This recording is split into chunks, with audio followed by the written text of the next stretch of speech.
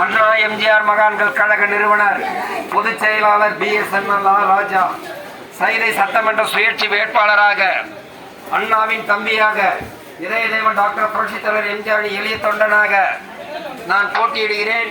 என்னுடைய சின்னம் பேனா நிப், வரிசை எண் 13. வாக்காளர் பெருமக்களுக்கு ஒரு அன்பான வேண்டுகோள். இப்பொழுது நீங்கள் தொலைக்காட்சியிலும் பார்த்துக் கொண்டிருக்கிறீர்கள். அவரவர்களுக்கு அள்ளி அள்ளி விடுகிறார்கள். ஒருவர் 10,000 என்றார், ஒருத்தர் 15,000 என்றார், ஒருத்தர் 25,000 என்றார். இவையெல்லாம் யாருடைய பணம்? மக்களாகிய நீங்கள் சிந்தியுங்கள். காலையில 3 மணி 4 மணிக்கு எழுந்தீங்கன்னா கிட்டத்தட்ட 12-1 மணி வரை எங்க மார்க்கெட்ல வேலை செய்றீங்க. உங்க ரத்தத்தை வேர்வையா சிந்தி செலுத்துகின்ற வரி பணத்தில் தான் ஆட்சியாளர்கள் ஆட்சி நடத்துகிறார்கள். அவர்கள் என்ன சொல்றாங்க? நான் அதை கொடுத்தேன், இதை கொடுத்தேன், அண்டா கொடுத்தேன், குண்டா கொடுத்தேன், போய் பேசி கிடக்குறாங்க. இதெல்லாம் நம்பாதீங்க. ஒருத்தர் இலவசமா பிரிச்சு கொடுக்குறாராம், ஒருத்தர் இலவசமா பட்டா கொடுக்குறாராம். இதெல்லாம் யாரு இவ்வளவு காலம் ஆட்சி ஆண்டிருந்தாங்களே, என்ன பண்ணிட்டு இருந்தாங்க? மக்கள் வரி பணம் பெண்களுக்கு 2,000 ரூபாய் வழங்கப்படுகிறார். ஏன் அந்த 2,000 கொடுக்குற? அந்த பெண்களுக்கு ஒரு தொழில் தொடங்கு. அந்த தொழில் தொடங்கினா அந்த தாய்மார்கள் அவங்க குடும்பம் பிழைக்கும், அரசாங்கத்துக்கும் வருவாய். இன்னைக்கு தமிழ்நாடு கடன் கிட்டத்தட்ட 10 லட்சம் கோடி மேல கடன் இருக்கு. இன்னைக்கு உங்க தலைமையில 3 லட்சம் ரூபாய் கடனாளி. நீங்க காலையில இருந்து இரவு வரல கஷ்டப்பட்டு போயிட்டு பிள்ளைக்கு, அப்பாவுக்கு, அம்மாவுக்கு, கணவனுக்கு, மனைவிக்கு இப்படியெல்லாம் கஷ்டப்பட்டு நீங்க போராடும் காலத்தில் நீங்கள் கடனாளியாக உங்கள் தலை மீது அரசாங்கம் 3 லட்சம் கடனாளியாக ஆக்கியிருக்கிறார்கள். சற்று சிந்தியுங்கள். புரட்சி தலைவர் இருக்கின்ற காலத்தில் நான் இந்த தொகுதியில் பிறந்து வளர்ந்தவன். எனக்கு 68 வயது ஆகின்றது.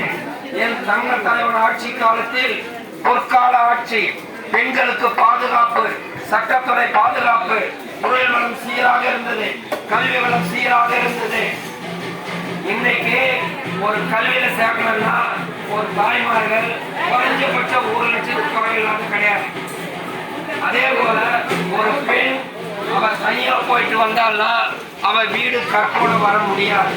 அவளை பாலியல் பலாத்காரம், ஒரு நாளைக்கு 25 பெண்கள் பாதிக்கப்படுகிறார்கள். இது யார் தவறு? இப்பொழுது ஒன்றும் கேஸ் தட்டுப்பாடு. இந்த கேஸை யார் சரி செய்ய வேண்டும்? ஆளுகின்ற அரசு, மத்திய அரசு தான் சண்டை போடணும். ஏன் என் மக்களுக்கு இவ்வளவு கஷ்டத்தை கொடுற? அதுதானா தங்கம்? ஒரே 6 மாதத்தில் கிட்டத்தட்ட இன்னைக்கு 1.5 லட்சம் ஒரு சவரம் பவுன். ஏழை எளிய மக்கள் வாழ முடியுமா? ஒரு கிராம் வாங்குறதுக்கு 15,000. அந்த கொடுமை என்ன? அதெல்லாம் தமிழக அரசு கேட்காதா? ஏயா இத மாதிரிலாம் பண்ணி கிடக்குறிய, ஓட்டு வாங்கினீங்க, எங்க நாட்டு மக்களை இப்படி துன்புறுத்துறீங்கள, கேட்கலாம் இல்ல? கேட்கல. அதெல்லாம் விட்டாங்க. தேவையில்லாதெல்லாம் பேசி கிடக்குறாங்க. மக்களுக்கு எப்படியெல்லாம் ஏமாத்தணுமோ, எப்படியெல்லாம் பொய் சொல்லணுமோ. 11,200 கோடி, 234 சட்டமன்றத்துக்கு, ஒரு சட்டமன்றத்துக்கு 30 கோடி கொடுக்குறாங்க. இவையெல்லாம் யார் பணம்? மக்கள் பணம். மறந்துடாதீர்கள். பேரறிஞர் அண்ணா சொன்னார், உன்னால் முடியும் தம்பி, இந்த எதிர்காலத்தை நீ ஆளுமை மிக்கவன். அதே இதய தெய்வம் டாக்டர் புரட்சித் தலைவர் எம்ஜிஆர் சொன்னார், உழைப்பவரே உயர்ந்தவர் ஆவார். அந்த கொள்கையை அவர் கடைபிடித்தார்.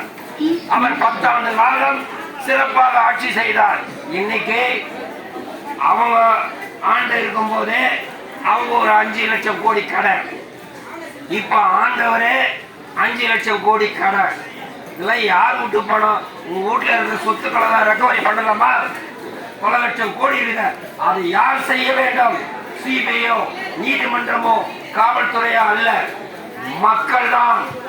நாளை தீர்ப்பு வழங்க நீதிபதி மக்கள், இந்நாட்டின் நிதி ஆதார களஞ்சிய மக்கள், சட்டமன்ற உறுப்பினருக்கு அதிகாரம் கொடுப்பது மக்கள். இந்த 3 ஆள்காட்டி வரையில் உள்ளது.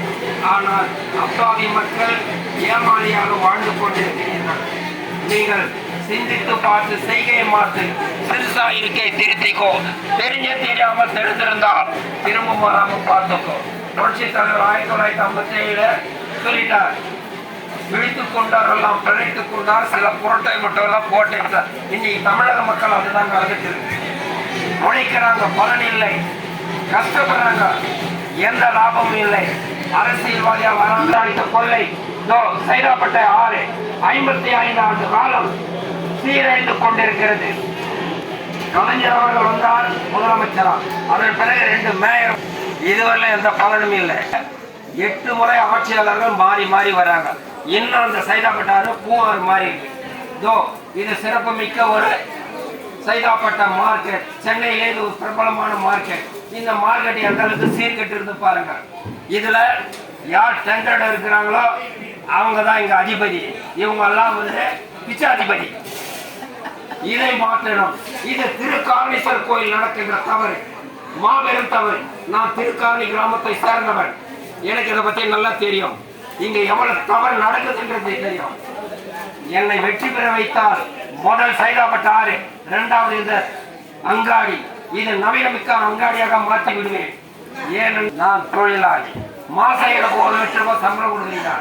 நீங்க முதலாளி, நான் தொழிலாளி. இதை நான் பேரறிஞர் நல்லா சொன்னார்.